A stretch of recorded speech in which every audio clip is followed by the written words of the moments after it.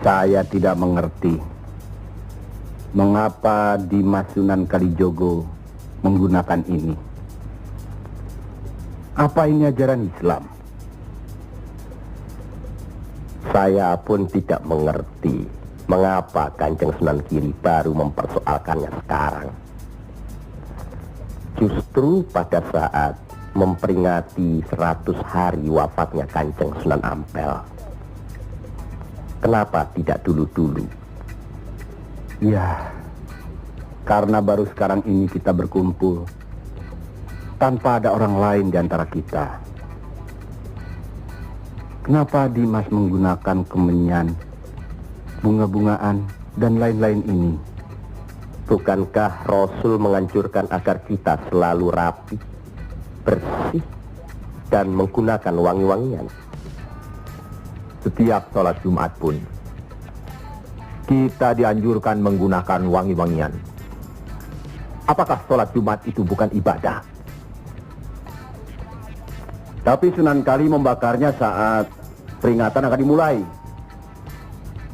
Saat membaca doa. Sholat Jumat itu bukan hanya berdoa, tapi juga menghadap Allah. Dulu, kemenyan itu digunakan menyampaikan doa untuk nenek moyang lewat asapnya. Itu dulu. Tapi sekarang cukup dengan ini. Yang pasti, kemenyan itu tidak boleh. Adakah tertulis jelas nama kemenyan itu? Adakah penjelasan atau kejelasan mengenai jenis, bentuk, atau nama dari wangi-wangian itu?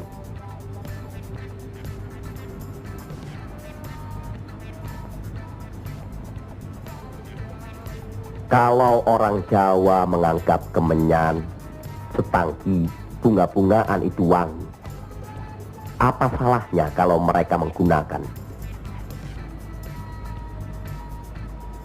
Tapi Sunan Kali kan bisa melarangnya. Untuk apa melarangnya? Untuk apa kalau cuma membuat mereka tersinggung dan kemudian kita tidak berhasil mengislamkan mereka? Memang Sunan Kali lah yang selalu lain cara pendekatannya kepada rakyat. Tidak ada cara lain Kanjeng Sunan Giri selain mendekatkan hatinya, sentuh perasaannya, sesuaikan dengan kebiasaannya, yang kemudian setelah mereka merasa cocok, sesuai, lalu kita rubah sedikit demi sedikit. Bukankah kesemuanya itu telah kita musyawarahkan terlebih dulu? Tapi ingat, janganlah merendahkan martabat Sunan Wali dengan berpakaian mulung seperti itu terus-menerus. Kanjeng Sunan Kudus, kita punya budaya sendiri. Gunakanlah itu. Dengan begini saya bisa mendekatkan diri, bergaul dengan mereka.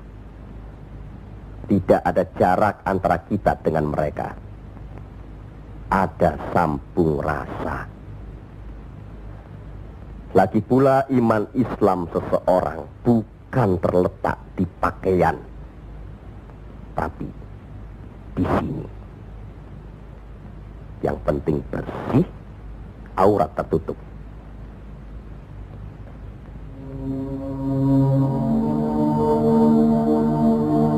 Hari ini setan-setan sedang bertengger di dada sedulur-sedulur. Lupa akan firman Allah. Kalau ada perselisihan di antara kita umat muslim, kembalilah pada Al-Quran. Kenapa sedulur-sedulur lupa? Kenapa?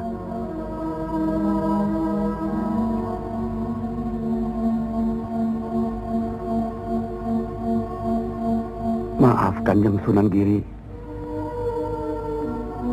Semestinya hal ini tidak boleh terjadi.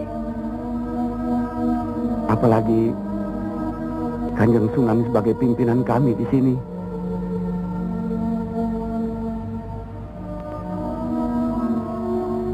Kita harus ingat akan bahaya Islam yang berpusat di Pengging, yang perkembangannya begitu cepat, penyebarannya dan cara mengajarnya yang berbeda dengan kita. Apakah kita tidak merasa curiga sama sekali terhadap Syekh Siti Jenar alias Syekh Lemah Abang itu? Maaf, Kanjeng Sunan Bonang. Tidaklah baik berprasangka buruk terhadap orang. Itu pun termasuk dihinggapi setan. Astagfirullahaladzim. Soal Syekh Siti Jenar, saya telah menyaksikan anak buahnya berceramah. Anak buahnya bukan berarti Syekh Siti Jenar. Apakah Sunan Kali benarkan cara Syekh Siti Jenar yang musyrik itu? Bid'ah? Murtad? Wallahu alam. Saya belum pernah menyaksikan dengan mata kepala saya sendiri. Menurut Imam Ghazali, melihat lebih baik daripada mendengar. Saya rasa benar Kanjeng Sunan Bonang. Hari ini setan-setan sedang bertengger di dada kita. Maafkan saya, Kanjeng. Sama-sama, Kanjeng. Maafkan saya. Maafkan sama-sama. Maafkan. Maafkan saya, Sunan. Kanjeng Sunan Bonang. Sama-sama. Sunan Mulia. Maafkan. Maafkan saya. Maafkan Kanjeng Sunan Kali. Alhamdulillah. Maaf, Kanjeng Sunan Kudus.